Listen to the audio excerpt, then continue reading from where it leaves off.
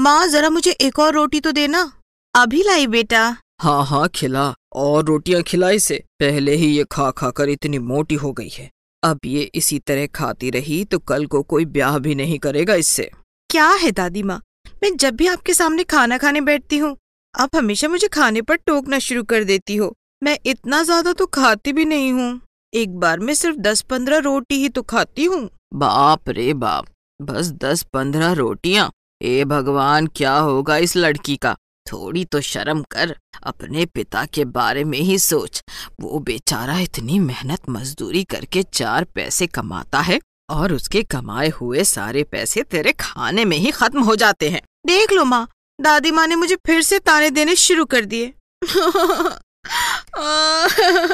अपनी दादी की बातों पर नंदिनी रोना शुरू कर देती है, लेकिन वो फिर भी खाना खाना नहीं छोड़ती। वो रोते रोते ही अपनी प्लेट में रखा खाना खाती रहती है, जिसे देखकर उसकी दादी माँ भी उसे देखती ही रह जाती हैं। ताने सुन के आंखों में आंसू आ जाए, पर मजाल है कि खाने में से इसकी एक भी रोटी कम हो जाए। आपकी सारी बातें सुनाई दे रही है मुझे, देख रही हूँ कैसे मुझ पर नजर गड़ाए बैठी हो। तो मत बैठना मेरे सामने, जाकर बाहर अपनी सहेलियों के साथ खेल ले। शरीर को थोड़ा हिलाएगी डुलाएगी तो थोड़ा वजन भी कम होगा। अपनी दादी की बातों से चिढ़कर नंदिनी अपने घर के पास वाले पार्क में चली जाती है, जहाँ पर उसकी गली की कुछ लड़कियाँ झूला झूल रही होती हैं। तभी नंदिनी उसके पास जाती है। मुझे भी झूला झूलना है, तुम्हारे बाद मैं भी इस झूले पर बैठूंगी। अगर मेरे बाद तुम इस झूले पर बैठी तो फिर कोई और इस झूले पर बैठ नहीं पाएगा। तुम्हारे बैठते ही बेचारा ये झूला भी टूट जाएगा। क्या मतलब है तुम्हारा? तुम मेरा मजाक उड़ा रही हो? अब तो मैं इस झूले पर बैठ कर ही रहूंगी। तुम देखना, मेरे बैठने से इस झूले को कुछ भी नहीं होगा। नंदिनी जिद करके प्रिया को उस झूले से हटा देती है और खुद उस झूले पर बैठकर झूला झूलने लगती है। तभी कुछ सेकंड तक झूला झूलने के बाद ही वो झूला सच में टूट जाता है और झूले के साथ ही नंदिनी भी धड़ाम से जमीन पर गिर जाती है। उसे देखकर सभी लड़कियां जोर जोर से हंसने लगती हैं। हे भगवान, लग गई रे, मेरी तो कमर ही टूट गई। मैंने तो तुमसे पहले ही कहा था, तुम अगर इस झूले पर बैठोगी तो झूले को तोड़ दोगी, लेकिन तुमने मेरी बात सुनी ही नहीं। हाँ हाँ ठीक है, लेकिन अब मेरे उठने में तो मदद करो, मैं उठ भी नहीं पा रही हूँ। अच्छा ठीक है। वहाँ पर खेल रही सभी लड़कियां नंदिनी को उठाने की कोशिश करती हैं, लेकिन नंदिनी का वजन इतना ज्यादा होता है कि वो सभी मिलकर भी उसे उठा नहीं पाती। तभी नंदिनी उन सबके हाथों पर अपने पूरे शरीर का वजन डालकर उठाती है और सभी की सभी लड़कियां उसकी वजह से खुद ही जमीन पर गिर जाती हैं। हे भगवान, कितनी मोटी हो तुम, थोड़ा कम खाया करो ना, तुम्हारी वजह से हम भी गिर गए। मोटी सांड कहीं की। मोटी कहीं की, तेरी वजह से हमारा झूला भी टूट गया। अरे इसमें मेरी क्या गलती है? ये झूला ही बेकार था। क्या फायदा ऐसे झूले का जो एक इंसान का वजन भी न संभाल पाए? इसे तो टूटना ही था। हे भगवान, कौन इस हथनी से बहस करे। चलो यहाँ से चलते हैं। झूला झूलने के बाद नंदिनी वापस अपने घर आ जाती है। तभी उसकी माँ उससे कहती है, नंदिनी तुम अपना सामान पैक कर लो, तुम्हारे मामा के बेटे की बर्थडे पार्टी है तो हमें वहाँ जाना है। क्या कहा? Birthday party? बर्थडे पार्टी में तो बहुत टेस्टी टेस्टी खाना होगा, बहुत मजा आएगा। नंदिनी अपना सामान पैक कर लेती है और अपनी माँ के साथ अपने मामा के घर चली जाती है। सोफे पर तो आप सब लोग बैठ गए, अब मैं कहाँ पर बैठूं? क्या भैया, आप भी मेरी बेटी का मजाक उड़ा रहे हैं। नंदिनी पास में रखी उस कुर्सी पर जाकर बैठ जाती है और उसके बैठते ही उस कुर्सी के चारों पाए टूट जाते हैं और नंदिनी उस झूले की तरह ही कुर्सी से भी धड़ाम से गिरती है और उसके गिरते ही सभी मेहमान जोर जोर से हंसने लगते हैं। नंदिनी दीदी, मामा जी ने ठीक ही कहा था, आप इस चेयर पर मत बैठो। हर कोई वहाँ पर नंदिनी के मोटापे का मजाक उड़ाने लगता है। सबके सामने अपना मजाक बनता हुआ देखकर नंदिनी रोने लगती है और उठकर वहाँ से अंदर कमरे में चली जाती है। लेकिन फिर भी वो बर्थडे पार्टी में जमकर खाती है। उसे इस तरह से ठूस ठूस कर खाते हुए देखकर सब फिर से उसका मजाक उड़ाने लग जाते हैं। ये कैसी लड़की है, अभी तो अपना मजाक उड़ाते हुए देखकर रोने लगी थी और अब फिर से हाथी की तरह ठूस ठूस कर खा रही है।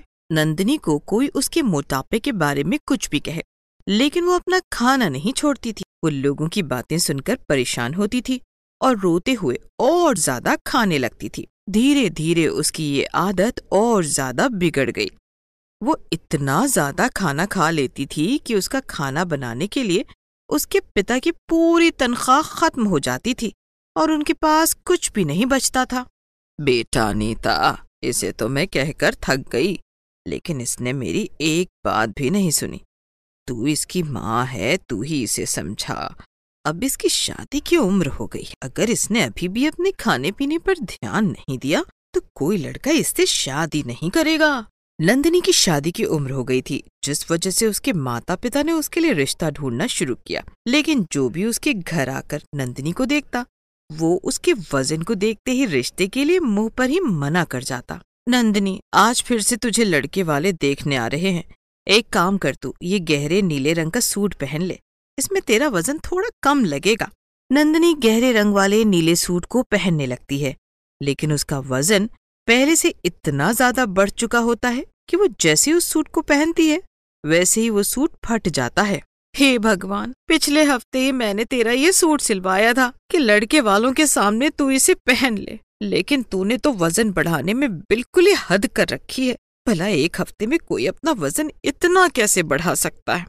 अरे इसमें मेरी क्या गलती है माँ? वजन को बढ़ने से मैं कैसे रोक सकती हूँ? रोज रोज इतना खाएगी तो वजन तो बढ़ेगा ही ना। अपने खाने पर जरा कंट्रोल कर और ये ले, ये सूट पहन ले। अनीता नंदिनी को दूसरा सूट पहनने को देती है। थोड़ी देर में उसे देखने के लिए लड़के वाले भी आ जाते हैं। हे भगवान, इतनी मोटी लड़की!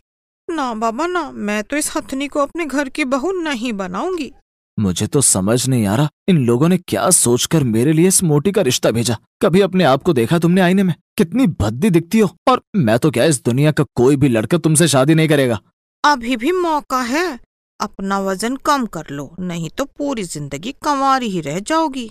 जब इतने सारे रिश्ते देखने के बाद भी कोई लड़का नंदिनी को पसंद नहीं करता तो उसके पिता को उसकी बहुत चिंता होने लगती है और एक दिन गुस्से में वो नंदिनी को खूब खरी खोटी सुनाते हैं।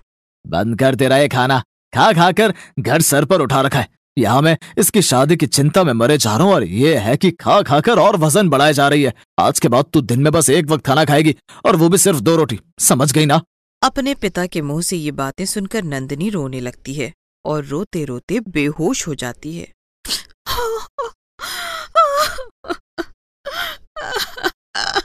उसे बेहोश देखकर उसके घर वाले उसे अस्पताल लेकर जाते हैं। कुछ देर बाद नंदिनी होश में आती है तो डॉक्टर उसे कहते हैं, नंदिनी, तुम्हारी किस्मत अच्छी थी जो तुम्हें हार्ट अटैक नहीं आया। तुम्हारा वजन और कोलेस्ट्रॉल लेवल इतना ज्यादा बढ़ चुका है कि अगर तुमने अपने खाने पीने पर कंट्रोल नहीं किया और कोई फिजिकल एक्टिविटी करनी शुरू नहीं की तो मैं नहीं जानता कि तुम्हें किस दिन हार्ट अटैक आ जाए। Heart attack? हाँ, हार्ट अटैक। तुम जरूरत से बहुत ज्यादा खाना खाती हो और कोई एक्सरसाइज भी नहीं करती। अगर तुमने आज से ही अपने रूटीन को नहीं सुधारा तो तुम्हें जल्दी हार्ट अटैक आ जाएगा। डॉक्टर की बातें सुनकर नंदिनी बहुत ज्यादा डर जाती है और वो उस रात खाना भी नहीं खाती। तभी अगले दिन से वो जल्दी सुबह उठकर पूरे गांव का चक्कर लगाती है और हल्का खाना और सलाद खाने लगती है। लगभग 3 से 4 महीनों में उसका वजन भी धीरे धीरे कम होने लगता है और नंदिनी को अपना शरीर पहले से स्वस्थ और स्फूर्ति भरा महसूस होने लगता है। अरे वाह बेटा, अब तो तेरा वजन पहले से बहुत कम हो गया। इसी तरह मेहनत करती रह, धीरे धीरे तेरा वजन बिल्कुल कम हो जाएगा। फिर किसी अच्छे लड़के से हम तेरी शादी कर देंगे। नहीं दादी माँ, अभी मैं कुछ और करना चाहती हूँ, इसीलिए अभी मेरे सामने शादी का नाम मत लीजिए। इतने सारे लड़कों से रिजेक्ट होकर नंदिनी का अब शादी करने का मन नहीं था। वो जब रोज सुबह घूमने जाती थी तो रास्ते में एक अखाड़ा पड़ता था। वो रोज सुबह उस अखाड़े में जाकर कुश्ती की प्रैक्टिस किया करती थी। लगभग 1 साल उसने कुश्ती की प्रैक्टिस की और अपने खाने पीने पर ध्यान रखा। उसने 1 साल में ही अपना बढ़ा हुआ सारा वजन कम कर लिया। उसके बाद वो कुश्ती खेलने के लिए अलग अलग कंपटीशन में पार्टिसिपेट करने लगी और देखते ही देखते उसने कुश्ती में बहुत सारे मेडल भी जीत लिए, जिस वजह से उसके पूरे परिवार को उस पर बहुत गर्व हुआ, जिसे लोग पूरी जिंदगी मोटी मोटी कहकर चिढ़ाते थे। आज उस लड़की ने पूरे समाज में अपने परिवार का नाम रोशन कर दिया।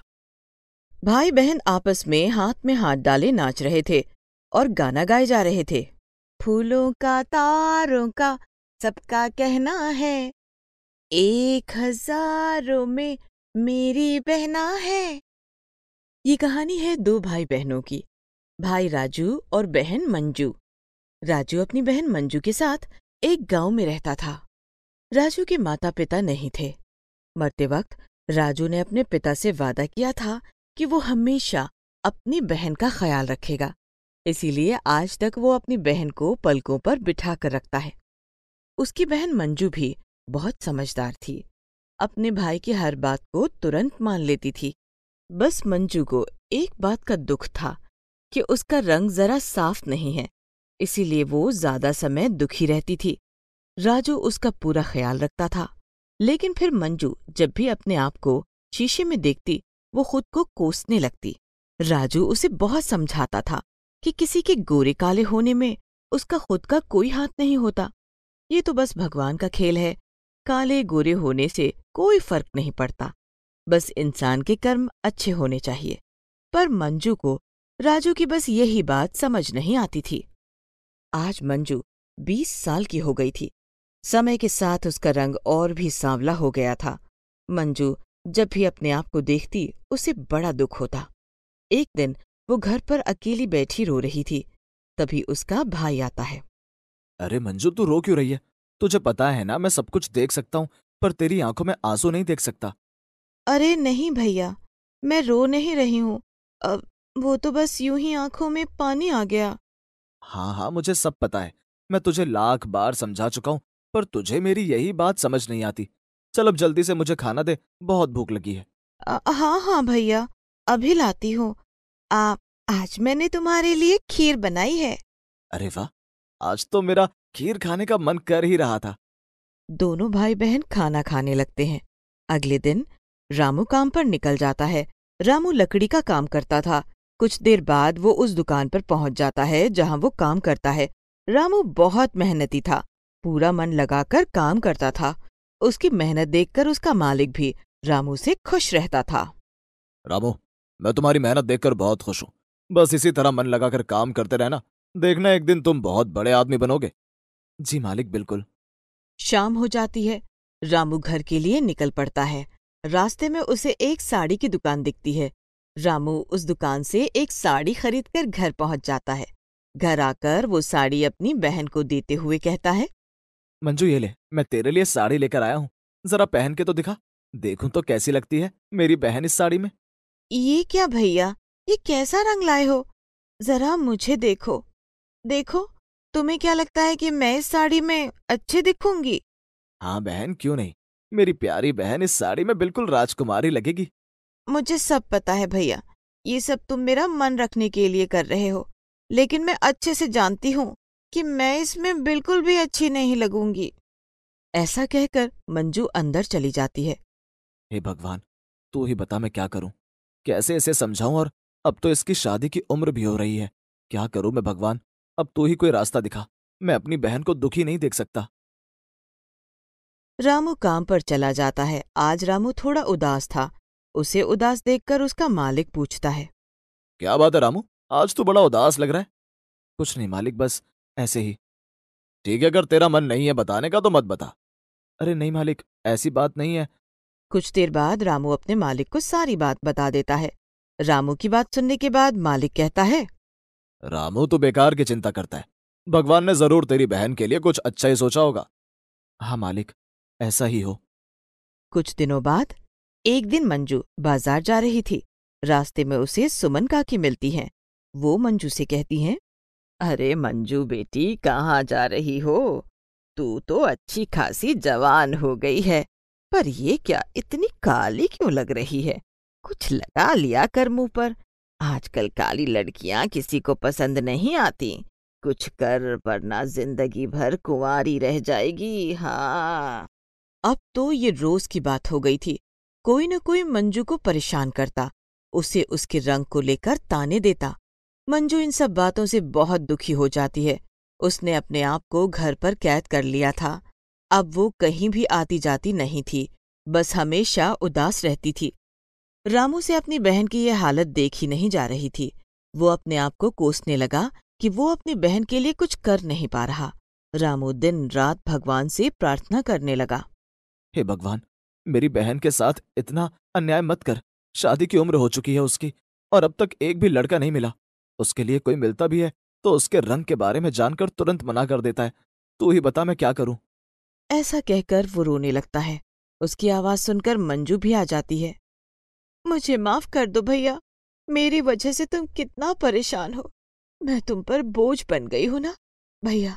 अब तो मेरा मर जाना ही अच्छा है। अरे ये क्या कह रही है पगली? ऐसा कभी मत सोचना। तू तो मेरी जान है। मैं ही अभागा हूं जो तेरे लिए कुछ नहीं कर पा रहा। ना तो मेरे पास पैसे हैं, ना ही जमीन जायदाद। आजकल हर किसी को शादी में बहुत सारा दहेज चाहिए होता है, तभी वो शादी के लिए हाँ कहता है। तुम मेरी शादी का ख्याल अपने मन से निकाल दो। मुझे नहीं करनी शादी।